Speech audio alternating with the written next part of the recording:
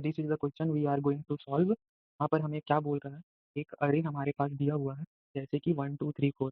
हमें निकालना है प्रोडक्ट ऑफ द अरे। जिस एलिमेंट पर अभी करेंट पोजीशन है उसको छोड़ के बचा हुआ जो भी तुम्हारा अरे का पार्ट है, उसका प्रोडक्ट उस जगह पर आएगा। जैसा कि मैं कहना क्या चाह रहा हूँ, 1 है, अगर 1 पे देखा जाए तो 1 को छोड़ के बाकी का प्रोडक्ट, 4 2 जा 8, 8 3 जा 24, 4 यहाँ पर आ गया। 2 है, 2 को छोड़कर बाकी का पार्ट, 1 × 3 × 4 12। 3 है तो इसको छोड़कर 4 2 जा 8, 1 8, और 4 है तो इसको छोड़कर 3 2 जा 6। So given an integer array nums, return an array answer such that answer of I is equal to the product of all the elements of nums except nums of I. The product of any prefix or suffix of nums is guaranteed to fit in 32-bit integer। और हमें सबसे बड़ा challenge क्या है कि order of N में करना है और without using division operation. Division operation यहाँ पे क्यों बोला गया है, क्योंकि अगर एक अप्रोच देखा जाए तो आपके दिमाग में भी आ रहा होगा हम क्या करेंगे कि हम पूरा का प्रोडक्ट निकाल लेंगे, जैसे कि 1 × 2 × 3 × 4, 4 2 जा 8, 8 3 जा 24, 24, ठीक है। और जिस भी हम इंडेक्स पे रहेंगे उस वैल्यू से उसको डिवाइड कर देंगे, जैसे कि 24 divide by 1 is 24, 24 divide by 2 is 12, 24 divide by 3 is 8, 24 divided by 4 is 6। ये क्यों काम कर रहा है, बेसिक बात है, क्योंकि जो तुम्हारा प्रोडक्ट आया हुआ है वो सारा का मल्टीपल है। अगर हमको उसको छोड़कर प्रोडक्ट निकालना है, अगर हम उसका मल्टीपल उसमें से हटा देंगे, और मल्टीपल हटाने का मतलब क्या, किसी नंबर से हम डिवाइड कर देंगे। अगर हम उसको सेम नंबर से डिवाइड कर दे रहे हैं तो जो बचा हुआ पार्ट है वो बचा हुआ पार्ट का ही प्रोडक्ट बचेगा। इसलिए पर यहाँ पर क्वेश्चन में बोल दिया गया है कि हम डिवीजन ऑपरेशन कर सकते हैं। और तो फिर और सोचा जाए तो एक अप्रोच ये भी आ रहा है कि हम 2 बार लूप चला लेंगे, लेकिन वो भी लूप चला के कैसे करेंगे कि पहले हम ये ले लेंगे और इसको छोड़कर बाकी प्रोडक्ट निकालेंगे और प्रोडक्ट को इसके साथ मल्टीप्लाई करके यहाँ पर डाल देंगे। और उसमें क्या है कि 2 बार लूप चलेगा तो ऑर्डर ऑफ एन स्क्वायर हो जाएगा। पर हमें क्वेश्चन में बोला हुआ है कि हमें ऑर्डर ऑफ एन में ही बनाना है। तो 2 चीज़ बोल दिया कि ऑर्डर ऑफ एन पे बनाना है और डिवीजन ऑफ एन यूज़ नहीं। तो फिर हम क्या कर सकते हैं? तो एक अप्रोच जो अच्छा अप्रोच है वो ये है कि हम इसको कैसे सॉल्व करेंगे कि हम जिस एलिमेंट पर हैं उसके पहले का जो प्रोडक्ट है, के बाद का जो प्रोडक्ट है, या जो प्रीफिक्स है और जो पोस्टफिक्स है, अगर वो दोनों का हमको प्रोडक्ट पता चल जाए तो हम वो दोनों को मल्टीप्लाई कर देंगे तो मेरा फाइनल प्रोडक्ट निकल जाएगा। जैसे में हम बोल क्या रहे हैं कि मान लो कि हम ये वाले इंडेक्स पे हैं, इसके प्रीफिक्स मतलब इसके पहले का प्रोडक्ट 2 आ रहा है, इसके पोस्टफिक्स इसके बाद का प्रोडक्ट 4 आ रहा है, ठीक है। 4 × 2 8, इस पोजीशन पर 8 आया। तो सिंपल सा हमें क्या करना है, हमें 2 अरे बनाना, प्रीफिक्स अरे बनाना है, एक पोस्टफिक्स अरे बनाना है। प्रीफिक्स अरे क्या स्टोर करेगा, प्रीफिक्स अरे स्टोर करेगा कि तुम्हारा जो भी एलिमेंट है इसके पहले प्रोडक्ट कितना उसमें होते जा रहा है। अच्छा, ये जो है ये पहले तो कुछ वैल्यू ही नहीं है, तो इसके पहले अगर कुछ नहीं है, अगर वो इधर से है और इधर से है, तो हम इसके पहले मान लेंगे कि 1 है, 1। फिर जब हम 2 पर जाएँगे तो प्रीफिक्स अरे में 1 ऑलरेडी स्टोर था, ये वाला वैल्यू 1, इसको ऐसे समझते हैं।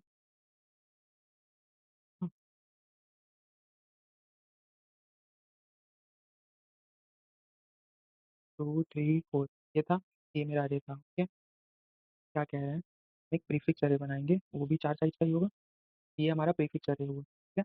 हम इस एलिमेंट पर है तो इसके पहले कुछ भी नहीं है, तो मेरा प्रीफिक्स अरे के अंदर वैल्यू क्या आ जाएगा, 1, ठीक है। फिर जैसे ही हम इस एलिमेंट पे गए, प्रीफिक्स अरे का मतलब हुआ कि जो एलिमेंट पे है उससे पहले का जितना प्रोडक्ट है वो प्रोडक्ट हम डालेंगे। तो अभी हम 2 पर हैं, 2 से पहले एक डिजिट क्या है, 1, और 1 के पहले का कितना प्रोडक्ट आ रहा था, तो वो ऑलरेडी मेरा प्रीफिक्स अरे में, क्योंकि जब हम 1 पर थे तो 1 से पहले जितना भी था उसका प्रोडक्ट 1 है, ठीक है। जैसे ही हम 2 पे गए तो 1 से पहले वाला जितना प्रोडक्ट है वो तो ऑलरेडी यहाँ पे स्टोर है। सिर्फ ये वाला वैल्यू बचा हुआ है, तो हम ये और इसको मल्टीप्लाई कर देंगे, तो 1 × 1 क्या हो जाएगा, 1, ठीक है, 1। तो जैसे ही हम 2 पर आए तो 2 से पहले का जितना भी तुम्हारा ये प्रोडक्ट है वो 1 है।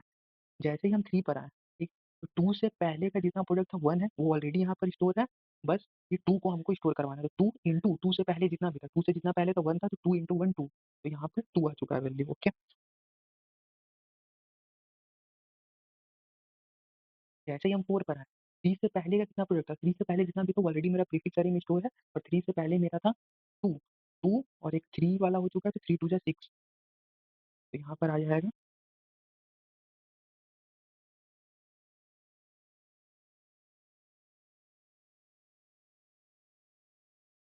पर आ जाएगा 6।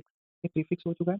पोस्टफिक्स करते हैं। पोस्टफिक्स में क्या है कि हम पीछे से देखेंगे ना, कि जो भी हमारा यहाँ है उसके पहले, उसके राइट साइड में जितना है उसका प्रोडक्ट, और सबसे राइट में है, तो इसके पहले का प्रोडक्ट तो कुछ नहीं है, तो इसके पहले का प्रोडक्ट का वैल्यू 1, ओके। उसके बाद जैसे ही हम 3 पर आएँगे तो सेम चीज़ हो जाएगा, 4 से पहले का प्रोडक्ट जितना भी एलिमेंट था, कुछ नहीं था मतलब 1 था और जैसे हम 3 पर आए तो एक एक्स्ट्रा एलिमेंट क्या बच रहा है 3 से पहले 4, 4 से पहले का 1 था और 4 तो 4 इंटू 1 4 हो चुका है। तो जैसे हम यहाँ पर आए, I hope you are getting it, it's not that tricky, if you think on your own you will get to know it, okay. Now when I will be at 2, before 3 the product is 4 and when I go to 2 extra element 3 is there, so 4 into 3 12, so I will get here 12,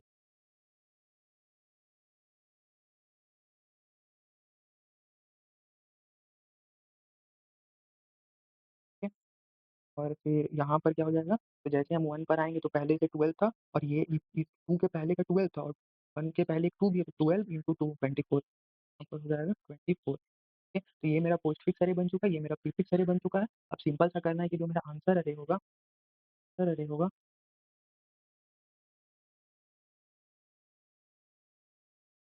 तो दोनों का multiplication ही होगा।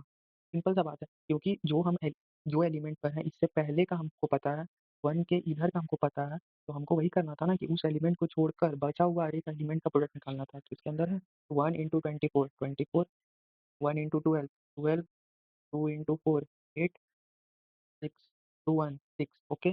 तो देखते हैं, 1 पर अगर हम हैं तो 4 2 जा 8, 8 3 जा 24 चाहिए, 2 पर हम हैं तो 12, 3 पर हम हैं तो 4 2 जा 8 और 4 पर हम हैं तो 3 2 जा 6, ओके। तो ये हमारा आंसर आ चुका है।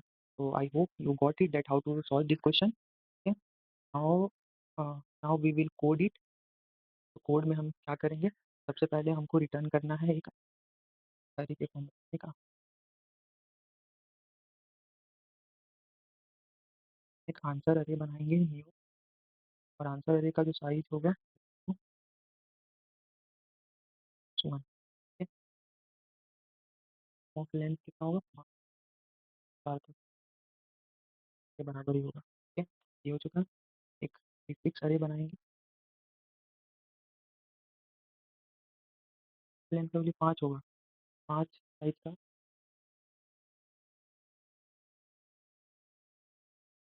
फिर एक हमको क्या बनाना है, हमको फिक्स अरे बनाना है, तो इंट इंट फिक्स अरे बनाना है, और पोस्टफिक्स बन गया, प्रीफिक्स बन गया, ठीक है। हम सबसे पहले इसको भरेंगे, इक्वल टू 0 ही लेस देन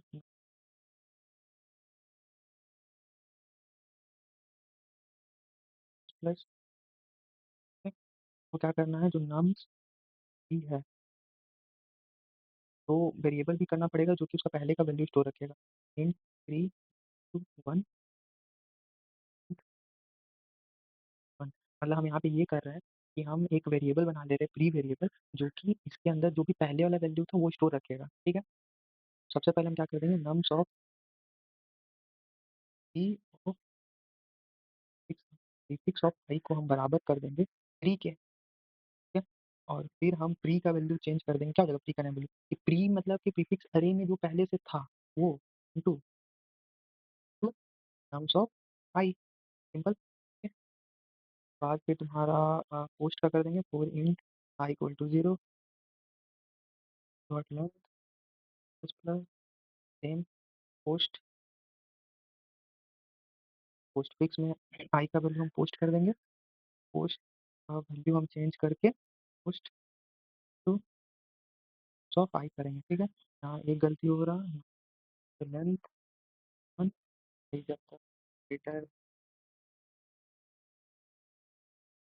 जब तक ग्रेटर है, ग्रेटर इक्वल 0 के, सर क्योंकि बैक से चलाना ना, ये ठीक है। यहाँ पे पोस्ट आ चुका है तो इसके मतलब पोस्ट और प्री जो तुम्हारा है दोनों दोनों भर चुका होगा, ठीक है। फिर से एक लूप चलाएंगे, int I equal to 0 I less than dot length plus, हो गया आंसर ऑफ आई जो है वो होगा प्री ऑफ ई, ग्रेफ है ना,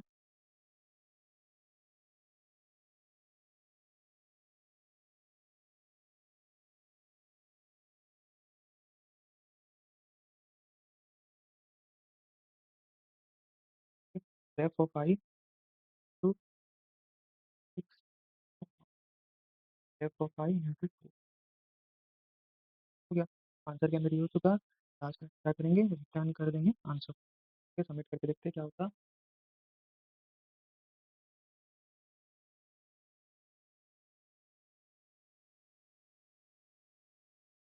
एक्सेप्टेड है, सबमिट कर देते हैं।